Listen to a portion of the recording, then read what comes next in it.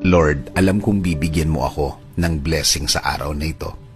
Panginoon, salamat sa bagong araw. Salamat sa bagong mga bagay na ibibigay mo sa akin. Salamat sa mga bagong oportunidad na ilalagay mo sa aking araw ngayon. I know this day will be better than yesterday. I declare blessings today. I declare provision.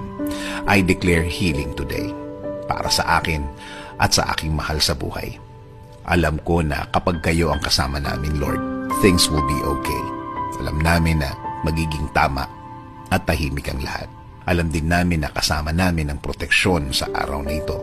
Proteksyon sa mga bagay na gagawa ng problema sa aming buhay. Sa mga taong walang alam gawin, kundi mang istorbo ng kapwa nila at gumawa ng mga kwentong imbento nila. Panginoon, turuan niyo akong maging kalmado sa harap ng mga taong ito.